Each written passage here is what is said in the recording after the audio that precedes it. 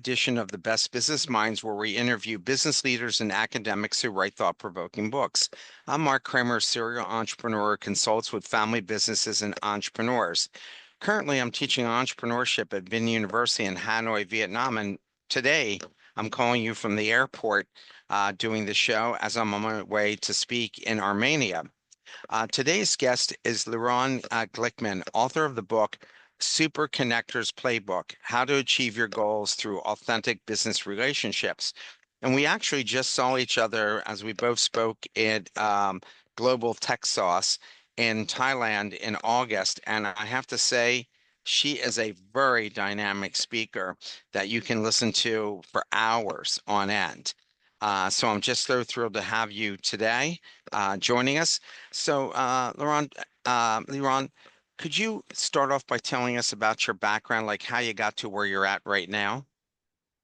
Sure. So first of all, thank you so much, Mark, for having me. And as you said, we met at Texas, Thailand, and it was so amazing meeting you. And we talked and connected, and then saw each other's on stage, and that's actually how you know um, good relationships or good friendships starts. That essentially brought me here, and starts to like continue into more places. So I think what you just shared is like the most honest, natural way to start a relationship with people, and that's what we all do all the time. But do we see it in such a way? Do we keep the relationship?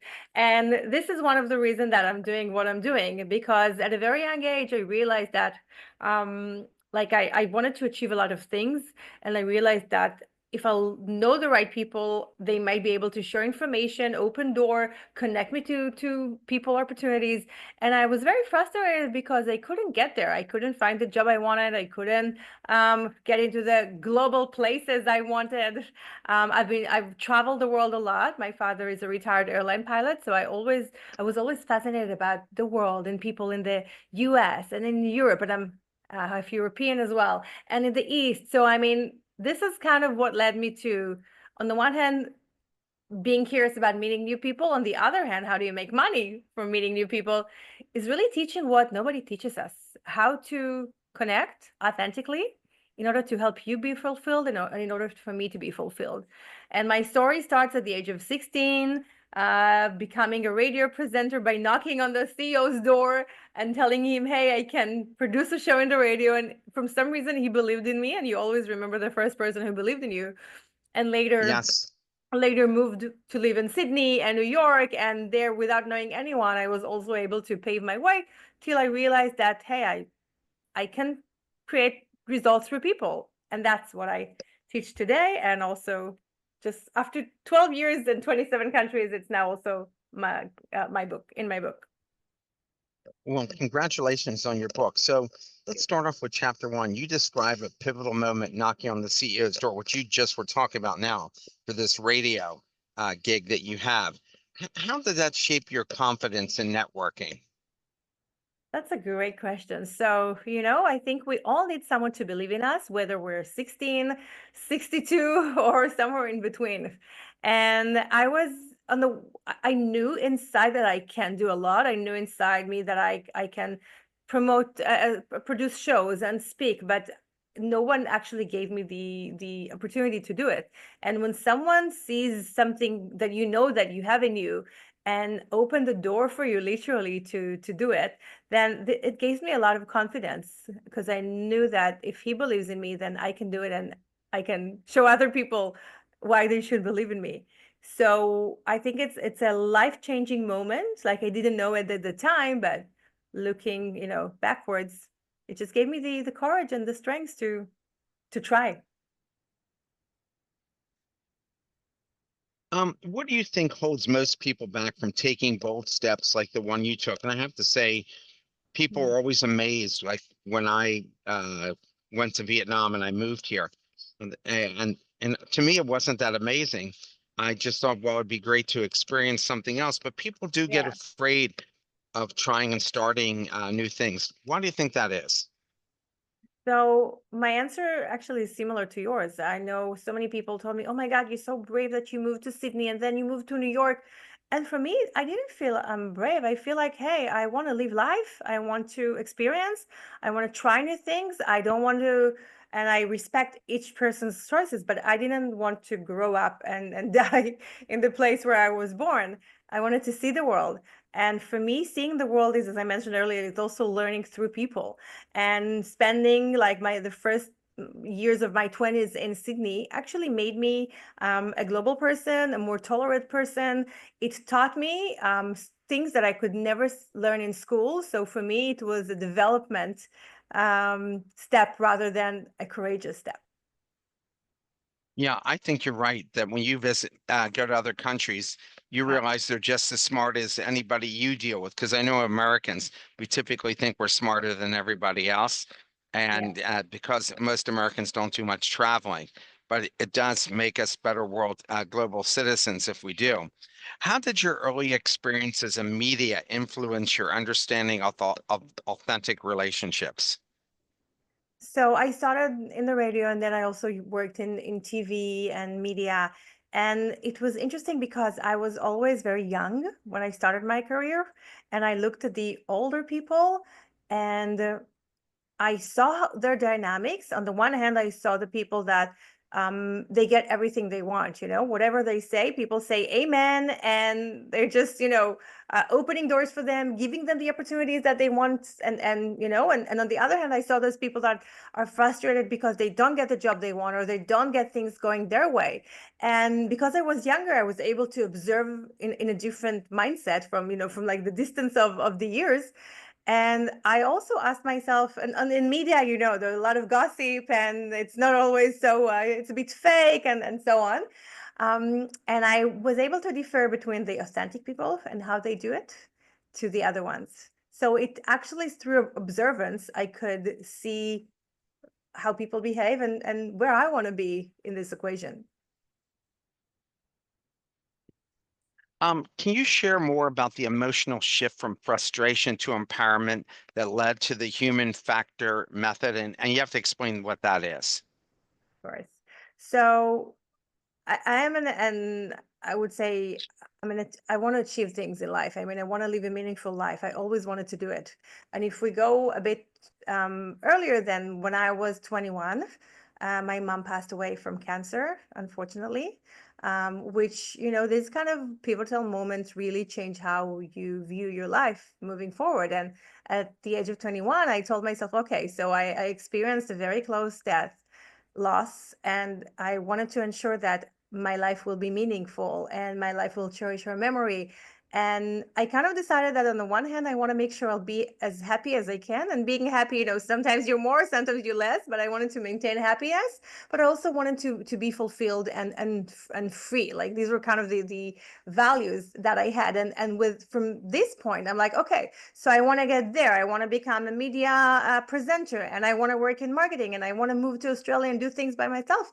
And this was where the frustration came because I had like this urge to do a lot of things, but life were kind of blocking me. Hey, you can't get there. The doors were closed. And so there were kind of a clash between my desire to do something and to be someone to the actual result I could create for myself.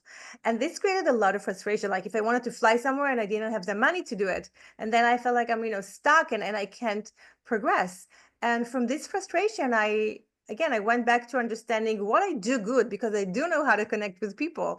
I researched, I read books, I interviewed some of the leading people on business relationship like Dr. Aven Meisner and others.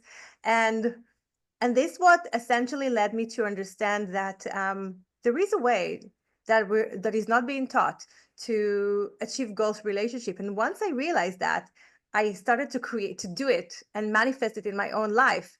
And it's a very logical methodology. I will explain in a second. It's also linear, even though in life it's not linear necessarily. But the idea is that the human factor method to achieving your goals through authentic and strategic relationship starts with the understanding that it's right for people who want to achieve things. So if you want to achieve anything like a job, get promoted, get client, even find a girlfriend or a car, but it goes for anything. um, And it has to be authentic because it only works when it's real. Like, again, if we would have met and we would feel like, no, like the conversation is not flowing or something is not authentic, then maybe we would not get to this conversation. And it's right for so many people. Sometimes we continue relationship with people even though we don't feel comfortable next to them, but I would prefer not to in most cases as much as we can. And the strategic part is that people think networking and relationship building is fake, it's manipulative. But I want to give people a different perspective, which comes in the strategy aspect that, hey, we all want to achieve something. And when we know people, when we're friends with people, we want to help them. So the strategy be that if I want to achieve something, the people around me will most likely want to help me. And many people in terms of mindset come with the idea that nobody want to help me. Why would they want to help me? I don't want to annoy them. So the idea is that understanding that it's okay to have a goal and it's okay to ask for it in the right way from the people around us. So this is kind of the basic. And with that in mind, I'll go quickly on the method that we'll dive into soon. So it's 6-pillar method to achieve goals through relationship building. It starts with a goal. And sorry, you can close this. It starts with a goal. And then after that, we have a people strategy. So we understand who are the people who can help us achieve the goal. Then it's about building a personal brand, because when we approach people and then but the first thing that we do is to look and see who we are, right? So the next thing would be to understand what is our brand and how do we build it. And then it's about connecting with people. How do you connect them in the right manner, in an authentic manner, small talk, breaking the ice. Then it's about maintaining relationship and then leveraging for results. So goal, people plan, people strategy, personal branding, connecting, leveraging, maintaining relationship and leveraging for results. Do you believe when you go to an event that you try to meet as many people as you can, and then after that, after you've collected a lot of cards, then you go back to the people you want to have coffee with or a meal with, and then go to them? Because, some people have this strategy that meet 3 people and get to know them well at the event, but then you've limited yourself, in my own view. So what's your take on that? I think that it's impossible to meet everyone at the event or stay in touch with everyone at the event, because again, it's about energy, time, as you said, connection. But then again, there are ways to do it. So before I go to any event, I work with a few strategies. One would be to really pinpoint the right people I want to meet with. But the other hand is really like open up, because serendipity and luck and however you want to call it, like we didn't plan to meet. Like, I did see your name and I didn't want to meet with you at the event, Yeah, but I right. didn't know where it would lead. I just saw what you're doing and I thought it was very fascinating. And since we were both speakers, I thought it would be amazing to meet with you.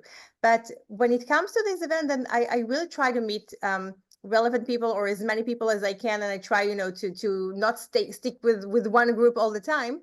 But then when I go home, I say, okay, so these are the people that I either got connected to more, enjoy speaking with. Maybe we discussed about something else we can do in the future, or people that I'm, really just want to keep them around.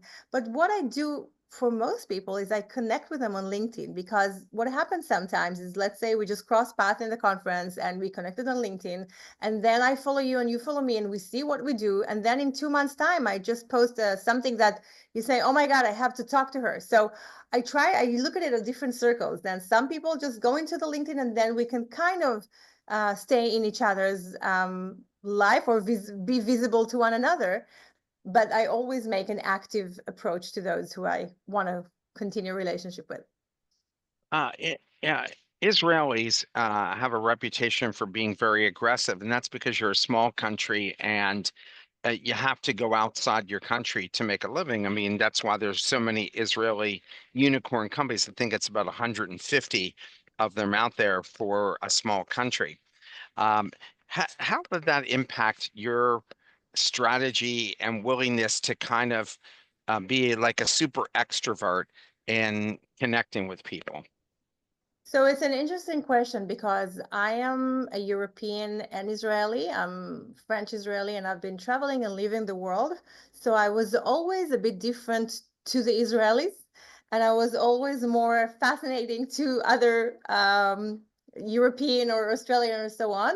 So I think I'm kind of lucky to have both. On the one hand, I'm a go-getter, but I do it in a polite way, in an elegant manner. I don't like to like be aggressive. But if you're looking at the like cultural studies, then yeah, definitely Israelis are on some of the extreme of the map, are more confrontational and more proactive. And that comes for many reasons, because of a survival mechanism, and because the country people learn that um, they have to initiate, they have to use their brain, they have to create the next defense system, or they have to create the best invention in health and so on, because no one else will do it for you. So I mean, there is something in the Israeli culture that is very inventive, because there is just no other choice for them. And then that's also one of the reasons why they got a lot of unicorn and inventions. But if you look at the Israeli tech, many times, and now it's a bit different, it's a bit like changing a bit, but they're really good at creating good ideas and good inventions, but less in scaling it. And in recent years, the scaling part has become much better. And I mean, scaling, usually US people, US executives are the best at scaling and selling, and in big amounts.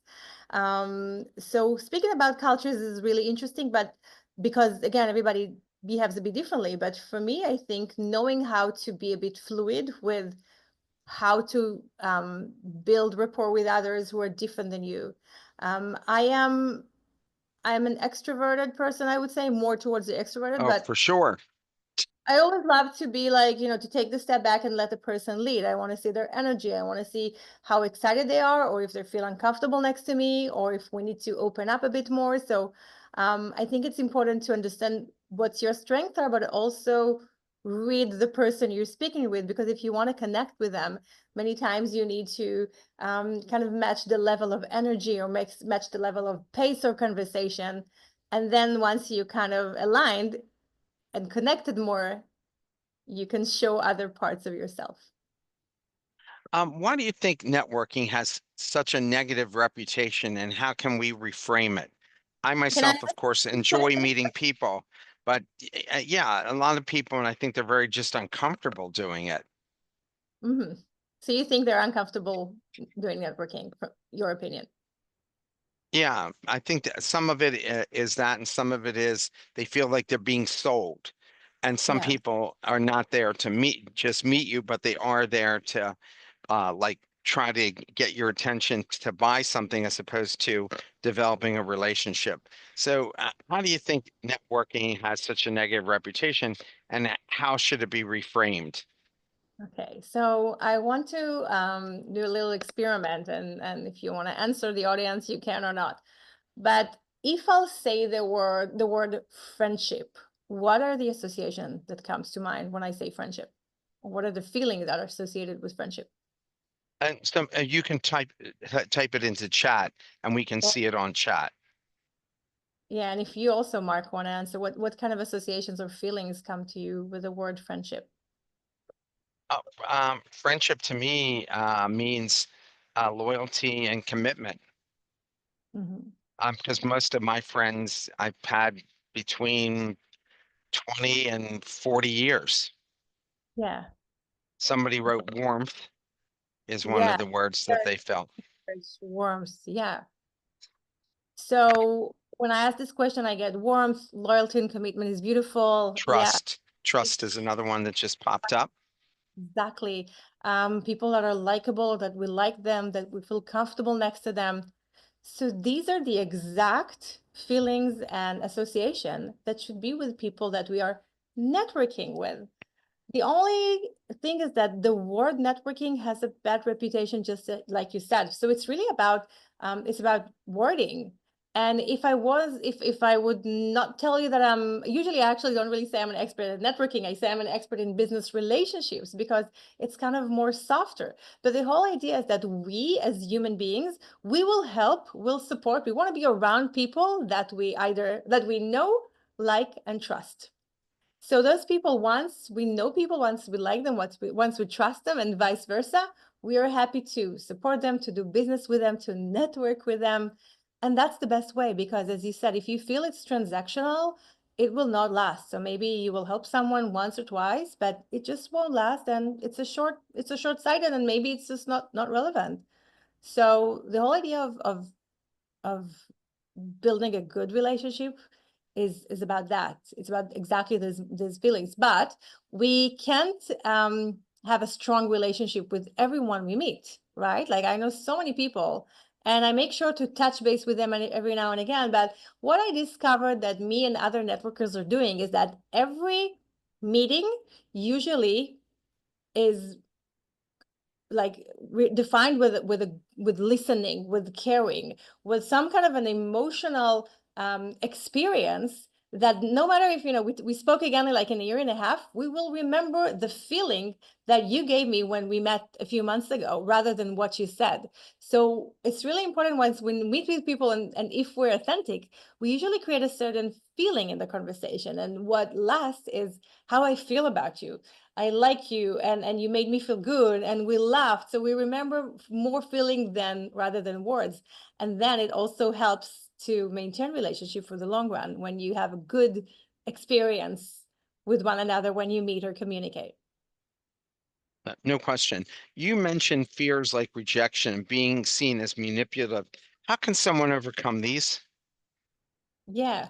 So, that one of the biggest fears in the world is actually standing on stage. And stage could be in front of 200 people, and could be also in the office for two people or managers. And one of the things really people that the reason that people are afraid of being on stages is because they're afraid to be judged. They're afraid to say something wrong. They're afraid to be rejected. And this fear holds people back from just showing up, from saying what they want, from networking or introducing themselves to other people. And what I do in my book in chapter 2, and also in my speaking engagements, is I really try to normalize it, that it says that about 90% of people worldwide have some kind of social anxiety, and we all have some kind of fear or social shyness. If we're talking to one people or authority or 200 people, many people have it, and I want to normalize it, because once you understand that even the person you are going to approach now at a conference, or even the big boss that is about to interview you, maybe they also feel uncomfortable and also don't want to be rejected by others. So I really work on normalizing this feeling, because then you push people understanding, okay, they're like me. And excuse my French, but my aunt always used to say that even the late Queen of England, she poo and she pees. I mean, we all do the same thing. So if you want to get it down to, we're all kind of similar. So don't take it too seriously. Put our pants on one leg at a time. Yeah. So, what does it mean to give value in networking context, and how can listeners start doing that today? So yesterday I met with a friend and colleague, and he just wrote my book, and he asked me the same question. Like, but how can you do you have to give value to every person you meet with? And I told him, giving value is there are a lot of ways to give value. Sometimes just having a nice conversation with someone that made you feel good or made you laugh, that's value. Like I left this meeting and I said, "Oh my God, I had such a good time with them. They didn't pay for me, or I didn't get anything tangible from them, but it's just the experience." So value could be a lot of things. It could be our time, it could be gifts, it could be support. But I usually I love to divide it into four main sections, even though there are more. Connecting, like when it comes to business, so value could be connecting with people, connecting to resources, again, time, money, and so on, giving some knowledge or useful information. And as I said, the experience, it's the feeling. Like Maya Angelou said, people will not remember what you said or what you did. They remembered how you made them feel. And that's a really good value to share with people. So, how do you help people discover their hidden connector power? Oh, yes. So whenever I give a talk, a workshop, even through the book, I'm really touched hearing how people reacting to the book. The idea of finding your hidden connector power It's really about understanding that for once we are social creatures. Humanity thrived through people connecting with one another and doing things together. If you go into the tribal days, usually a tribe had about 100 people, and each man and woman had their own role and job, and together they were able to sustain themselves and thrive as a community. And so networking or relationship building, it's not a new thing. So the idea is that I want people to reconnect to the fact that we are inherently social creatures. Then once we understand that also our biology is wired for it. So the first few seconds when we meet the person might be uncomfortable, but after that, when we kind of the ice is broken and we laugh and we smile, and if we look at each other's eyes, both of us will have oxytocin hormone spread in our bodies, and this is the trust and also relaxation and also friendship hormones. So our biology helps us connect. If we're talking about successes or achievement, then dopamine comes out, and dopamine hormone also help us to connect. So connecting to your own like super connectors power is about understand that your body and your all are everything we are, including our biology, should really actually supports us in connecting to other people. And the only thing we should do is just go out there, introduce ourselves, say hi, approach people, just start it. Yeah, my first book I wrote of my six books was called Power Networking. And I felt like it's connecting with people is a great joy, Yeah. and helping them is even better. I just helped somebody get a job. I met them, and I said, how can I be helpful? And they told me that they were looking for another teaching job. And so I knew somebody who was CEO of a school, and I just said, "Are you looking for anybody?" Turned out right place, right time for everybody. So that makes you feel really good. What's the connection between goal setting and relationship building? So I love what you said, first of all, about really helping someone find a job within your network. Sometimes something for you, it's so easy to text this manager, and for this guy, it would mean the world. And that also brings me to your question about what's the relationship between goal setting um, and networking. What was the other one? Yep. And networking Uh, strategy, oh, I'm sorry. the Um, question. yeah, sure. I was asking as the difference, what's the connection between goal setting and relationship building? Sorry. Okay, relationship building. So I see relationship building in many ways, in the business or professional aspect of it as a mean to achieve goals. I mean, again, I wrote this book, or I see this practice that is relevant for anyone who want to achieve something, or in personal but mainly professional life. So if you know how to build relationship, if you know how to build a relevant network, if you know how to nourish them, it's inevitable for you to be exposed to a lot of opportunities that some of them could help you achieve your goal. And if you know where you want to go, and if you know what your goal is, then your network, as they say, is your net worth. And you will be able to tap into those relationships that you've built all your life in order to support you in achieving your goals. So essentially, relationship building is a way to support us in being fulfilled. And also, one more thing, when I say achieve goals, could sound very transactional, but I'm talking about fulfillment, because when I find a job I like this guy, I'm fulfilled. I can use my strengths to better other people or solution, and I'm in an environment that supports me, or acknowledges me. So when people are happy and when people are fulfilled, they usually do more good in the world. So that's why being able to fulfill our goals for me is so important. How do you help people identify goals that are truly meaningful to them? Yeah. So, I know that I always kind of knew what I wanted to do since I was a very young girl. And many people told me, "Oh my God, you're so lucky that you know what you want to do." And it took me time to understand that most people actually don't really know what they want to do, not only when they grow up, but, in the next month, year, or so. And that could be very frustrating. We talked about the fear, the frustration, because if you don't know where you want to go, then what you're kind of stuck. It's like analysis paralysis sometimes. So one of the methods I love to use, which I also shared in the book, is the Ikigai method. It's the Japanese kind of um, I would say a framework to finding what you can do that also pays and also beneficial. So it's like a few circles. Imagine a few circles and a few questions that a person should go deep down with them. One is what do you love doing? What makes your heart sing? Then it's about what are you good at? Sometimes you love doing something, you love singing, but you're not good at it, for example. Then Yes. what the world is happy to pay for and what the world needs.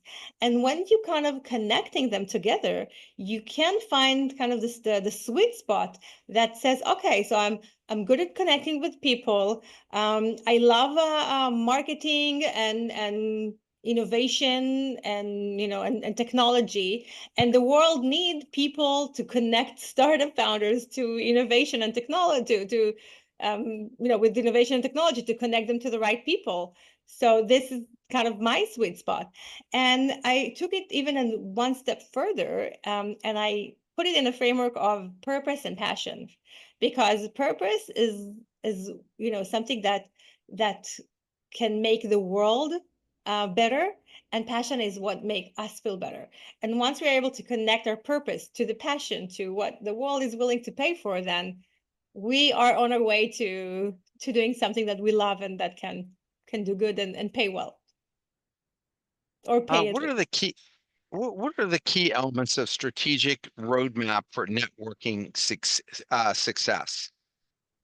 So when I talk about a roadmap for networking, I talk about many times on the understanding the people in your network. So many times we don't really take the time to think of who we know, right? Because we know so many people, and it can feel so overwhelming. And so the roadmap is about understanding where do you want to go. Like, let's say I'm about to plan my US book tour, and I'm looking for different tech companies across the US. And then it's about looking at my network, my immediate people who live in the US. Then I look on another circle on people that I'm friends with on LinkedIn that maybe they're HR managers or work in tech companies. Then I think of my like neighbors or other people that are around me that maybe I haven't thought about. So it's really about understanding who around us can help us get there, and then like potentially can open the door for us. And then it's really about understanding that many people actually want to help us, and I need to understand how to approach them and how to do it. So it's more about understanding that, kind of mapping the network that we have and starting to see them in a way that not in it's not about like egoistic way, but it's, hey, this person is in this position and maybe he could help me get to where I want to get. What's a common mistake people make when trying to network toward a goal? Approach people in the wrong way. So some people will be happy to assist us, no matter what. You don't have to just say two of the first word, please help me, and they will just turn the world upside down for you, even if they don't know you well. That's also about the weak ties theory, that usually people that we don't know as good are more likely to help us much better than people that we know well. But some of the challenges, first of all, is not being proactive, waiting for people to approach us, and many times it doesn't happen. Not sharing what they want. Many times it's also not being specific. Like I'm approached by people who are looking for a job, and I get something like, I want to find a job in marketing. I'm like, okay, what type of marketing? Is it online marketing? Is it paid ads? Is it, I don't know, network marketing? And what type of job? Is it senior? Is it junior? I mean, people are not being specific with their requests, and they're not being specific. Other people find it hard to help them. So maybe one of my best tips is be specific when you want to ask for something. How do you define a personal brand in the context of networking? Okay, so I find that basically they're closely correlated. I would even start with the brand, because the brand is who I am, is my authentic self, but each of us have a range of strengths, values, character, feelings and abilities. But when it comes to the professional side, I always direct to think what would be the main messages, the main strengths, the main values that are relevant for my professional hat. And these would be what I want to emphasize in my professional or business world. And then once I understand who I am and what I stand for and what is my authentic brand identity that I want to show the world, and many people don't do it, and it takes a lot of awareness and kind of inner look and understand what we stand for, then we go out there to the world. And if I'll come and every day you meet me, Mark, I'll say something else. One day I say I'm a cleaner. The other day I say I'm a speaker. The other day I'll say, like, okay, who is she? So it's really about being consistent online and when we meet. Because again, we look for people that we can like, we can trust, and we can trust. And brand equals trust. Brand is the promise that I give to the world. Because you know that every time you will meet me, I will be probably nice and smiley and accommodating, and maybe I'll say some things that would be smart or helpful. You know what you get. And when we build our brand, we want the people around us, whether it's our bosses, our teammates, our neighbor, we want them to know who we are and what is the promise of them connecting with us. What is the promise that we know that they will get, or the value that they will get from communicating with us. And a strong brand gets people to want to support us or help us. And if you're taking it to another level, there are so many. One of the things I do, apart from speaking in 27 countries about business relationship and personal branding, I own an agency that takes startups, founder and builder global brand. We work with tier 1 media in the US, podcast, LinkedIn, and so on. And one of the important things is to be consistent with the message. But also when you go to research, you see that 82% of customers will most likely buy and want to work with companies that their management has a brand that they like and trust. So if someone manages their brand, they have more likely to get good customers. Same with investors. Investors will most likely invest 3 times more in a founder that has a personal brand, because people are doing business with people. And if you're clear with your brand, authentic brand, you actually increase the chances to connect with the right people and attract the right opportunities. Well, I mean, putting the politics aside, I think President Trump has been very good at that over his career, Yeah. of building his personal brand, and people, whether they agree with him or not, know what his brand is. And obviously many people embrace it, and that's why he's president of the United States right now and has such a huge influence. What are the steps someone should take to build a brand that attracts connections? And I was always curious about this, since you just mentioned that your organization works a lot with helping people on LinkedIn. Is how often is too much to post? Like if you post something new once a day, is that okay, or is it over the top? So it really depends about your goal and your audience. People who, it says that about 80% of companies rely on LinkedIn, or maybe US corporate rely on LinkedIn for client and lead sourcing and so on. So this has become, this is like the city center today, like the main place for people to do business and show themselves. And many times I see that people who, employees in companies that not looking for a job or not have any reason to be there, they won't be there, and they might post once a week or so on. But people like myself that have a business that they like look up for people at LinkedIn, then I try to post once a day, but even sometimes I post 2 or 3 times a day. And the interesting thing about LinkedIn is that sometimes it's not linear. So I can have today, I can get likes for a post that I posted 2 weeks ago or 2 months ago, because it goes to wider circles than my friends or connections on LinkedIn. So you need to know that the information that you share may reach the right audience even at a later time. So that's good to know. And then again, they say that the minimum posting frequency would be at least once a week for you to build some kind of traction and visibility.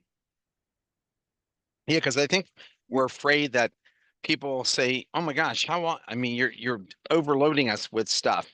And that's because Yeah. we think that they're thinking about just that No. actually think about us. But they're not. Everybody has so much going on that they're not aware if you are posting often, I think. And also based on the algorithm, you won't necessarily see all my posts. If I post yesterday, I think I posted 3 posts, like two I actually posted and one I shared. And I assume that most people didn't see all three. They maybe saw one or just two, which is okay. Can you share an example of a personal brand transformation that led to a major opportunity? Definitely, definitely. So I had a client, an amazing woman, and she created a new product in the female tech space, which usually female tech is it's harder generally for women, it's harder to get investment and so on.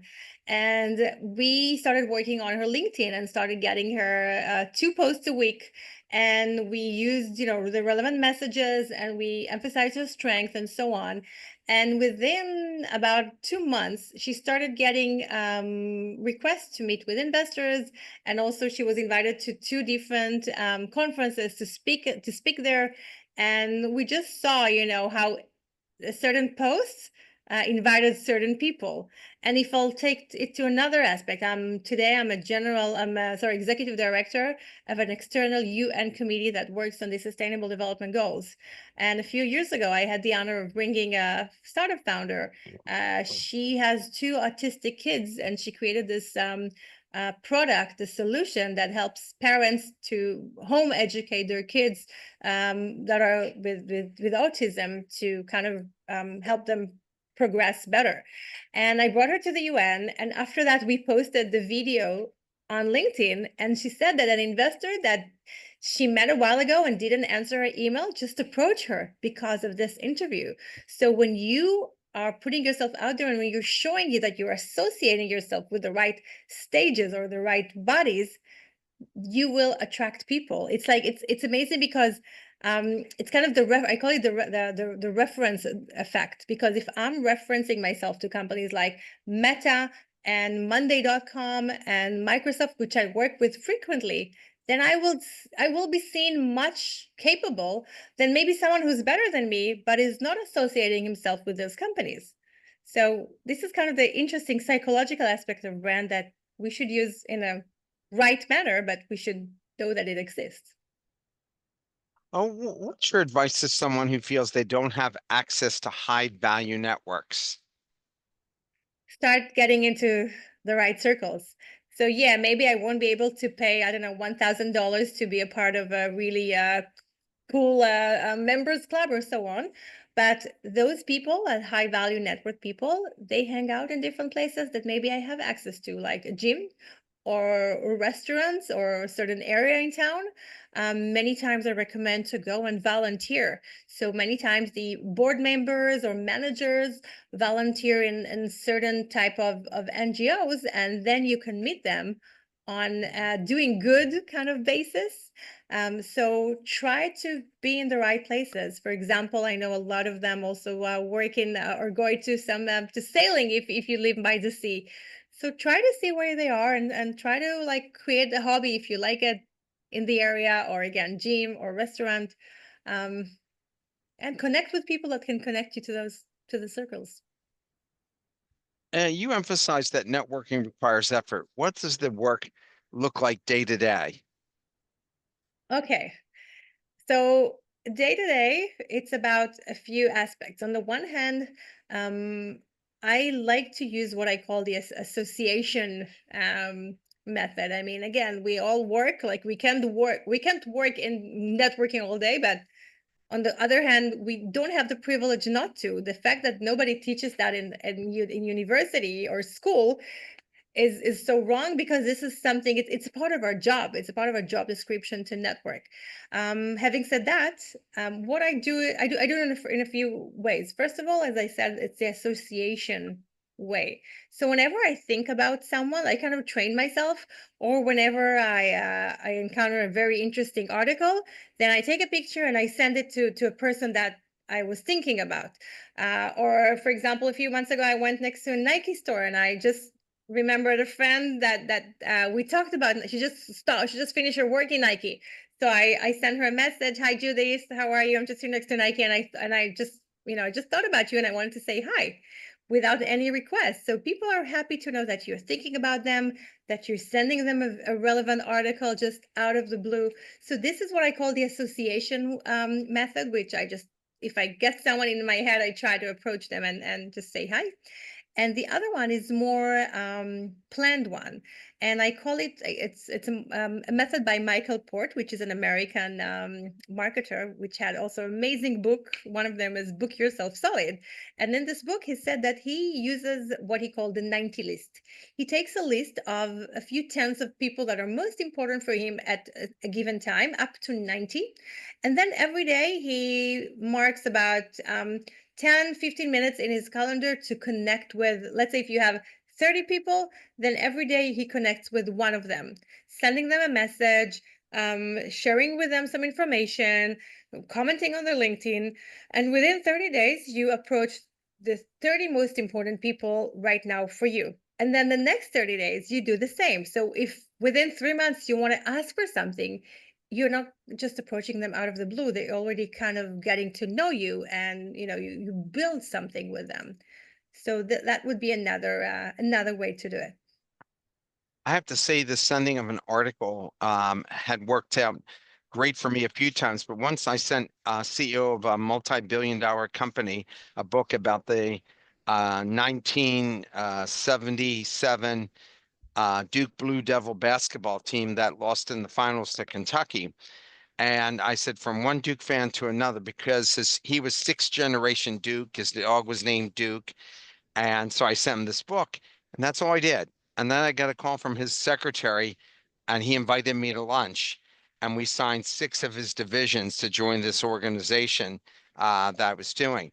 But all because I read in the newspaper that he was a Duke fan. His dog was named Duke. He met his wife at Duke, all these things. And I figured, uh, uh, maybe he'll enjoy this book. And so he did. And we ended up getting four of the six divisions as members. Mark, I love this story because when you know what makes people tick or what they love, and if you can acknowledge it at least, then that's definitely a connector. And I'll take it one step further.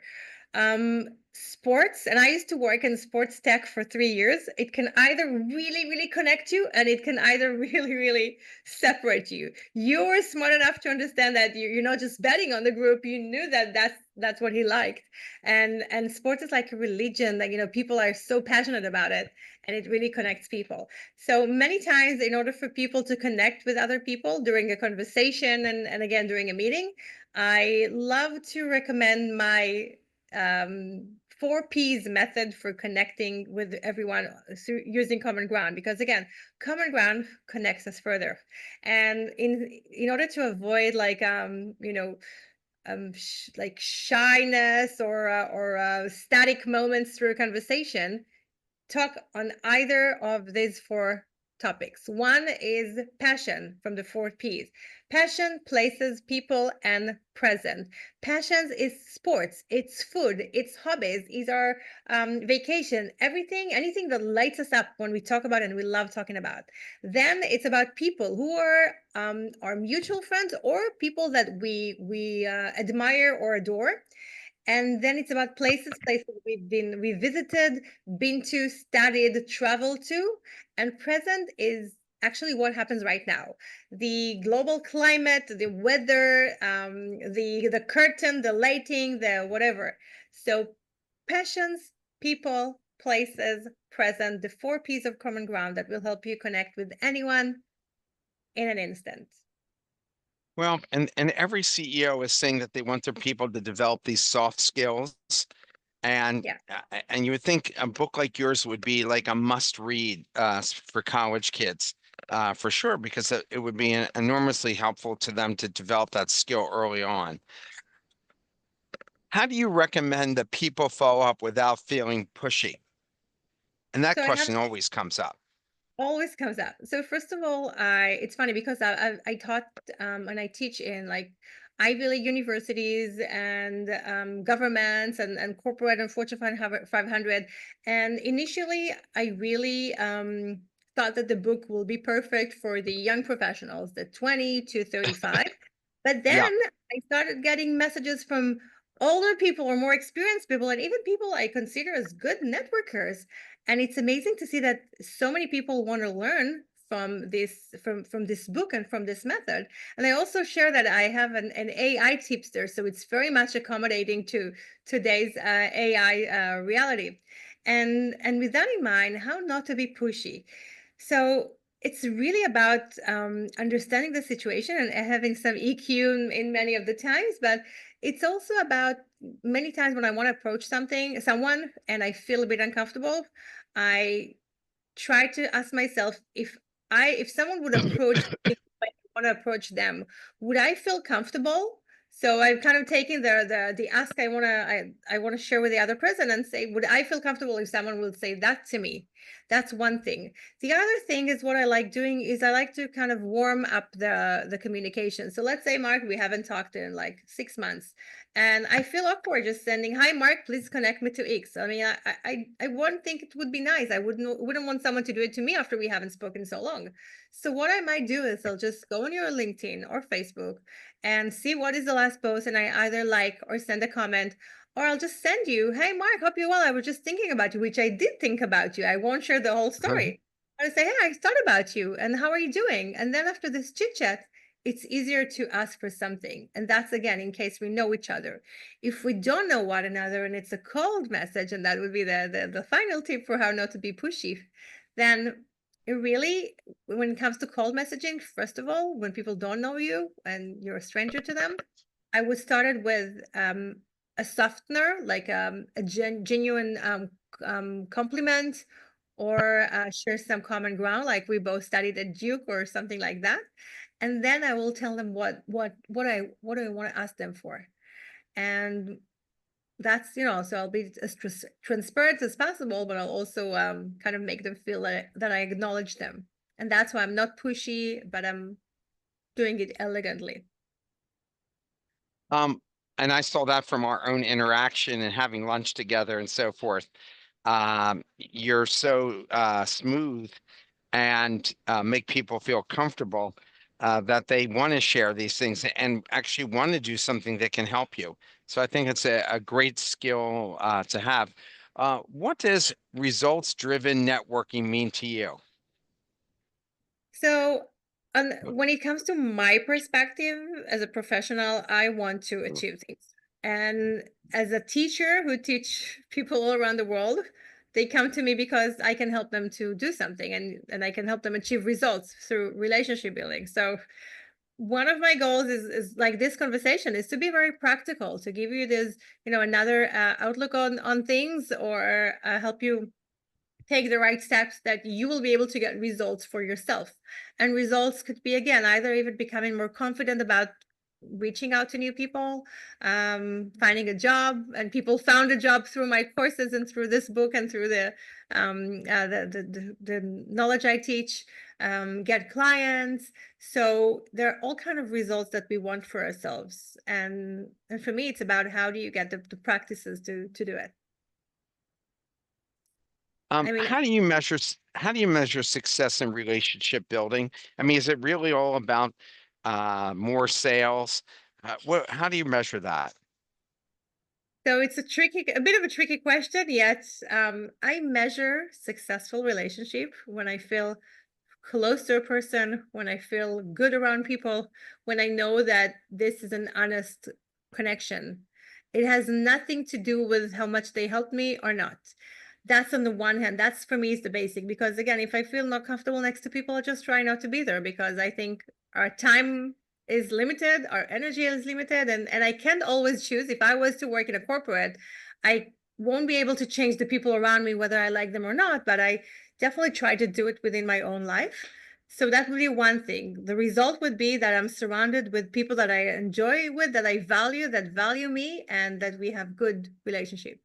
The other aspect of results is my current example. Again, I want to go to I'm doing the US book tour. So result would be if the people I've just approached, were they able to help me reach the X lectures I want to get? And if they weren't able to help me for many reasons, I won't ditch them to, so something. Well, I'll try to say, okay, maybe I should meet other people for this cause. Maybe I should expand my network. Maybe I should take more actions to find other people without, again, dismissing those. They will still be my friend. They will still be around me. But I understand that people can help me achieve goals the same as I can help them. And many times the way I build relationship is that I help people first. I prefer and I enjoy helping them first from the bottom of my heart. And not for just, not because I write down, I help them 3 times and they help me 4 times, but because I think that's the way to go. If I help someone make his life better or find a job or do something amazing, I think it's the best thing I could do. And then karma works because someone else that I just met will help me. And I really believe in karma, that if I did something to one, something will come from another place. So just be a giver. Be a giver and know where you want to go. What's the link between authentic relationships and personal happiness? So in the Kabbalah, they say that being happy, and that's in the Hebrew language, happy is the similar word to approval in Hebrew. So in the Kabbalah, they said that being happy is about approving your thoughts, your words, and your actions. And if you approve your thoughts, your words, and your actions, you're essentially authentic, right? To who you are. How has your method helped people find deeper fulfillment beyond career success? I love this question because through, again, the last 12 years teaching this to different people from different countries, from different cultures, one of the main, most profound, I would say, impact that I'm very proud of making in other people's lives is the confidence and the understanding that they can build relationship that will lead them to result, that they can ask for this question that they want from a person they just met. So many times, apart from the method, people get the confidence and the realization that they actually can build relationship that will help them achieve results. And that's a great thing because they carried it throughout their lives, and then it helps them to ask someone on a date or stand for themselves in the supermarket, I don't know, where something goes wrong. So it really helps them, I think, live a better life or lead How do a you better. help? Yeah. How do you help people? Uh, how do you help people align their networking with their life purpose? How to network with life purpose. And how do you help people who to network with a purpose in their life? So a purpose is deep. I think we should um we we should, I mean, having a purpose is something that makes our life better. It gives us a reason. Um and let's be honest, you don't always wake up in the morning. I don't wake up every morning and say, "Oh my God, my purpose is to help people achieve their goals, relationship building. Let's go and, make this day count." I try. But obviously, one day I'm in it, one day I'm less. Sorry, because that's life. But I think we should all look for a purpose, and a purpose could be even just, grow a new flower in our backyard, or help our parents or our elderly neighbor to do something. So I know that I lived my life with global purposes, but it doesn't have to be the same for everyone. So if you have a small purpose, even to eat healthy or support others in eating healthy, or so on. So that's very important in order to be able to get the people around you to either support you in doing this or support them with what you want to achieve as your purpose. So here's the last question, and it's not going to be a surprise that this would be the last question. Where does AI fit into this? I mean, AI seems to fit into everything. So where's AI fit into this? Do we have another hour? Uh, AI. Well, AI today is everything, but the problem is in everything, and it will become more and more prominent in our lives. The problem is that people, let's say online, sounds like AI. So people can sound the same. We are in danger of losing our authenticity, our uniqueness, our personality. And I use a lot of AI in my post and in analyzing how to meet with someone. So we can use AI as a helper, as an enhancer, a co-pilot to creating better relationship. For example, sometimes before a meeting, I put the person's about to meet with their LinkedIn account, maybe a few other posts, and I asked the chat, I'm telling him, based on what you know about me and my communication style, please analyze this person's communication style and tell me what would be the best way to write them a cold message or how to start a conversation in a way that will help us to connect with one another. So you can definitely ask it to send you follow-up messages and personalize it by analyzing a person's communication style or personality. You can help it write posts that are by capturing your writing style. So I would say that the worst thing we can do is to use it to do everything. We have to make it a companion in in our way to connect with people and not just rely on that to do the job for us. I have to say the hour went fast. We so enjoyed your insights, and your book is a terrific read. Thank I you. enjoyed it, and even though I wrote something like that 25 years ago, Yeah. still it resonates today, and you had some original thinking in there, so I thought it was all great. I hope that you'll write another book and we'll have you back sometime.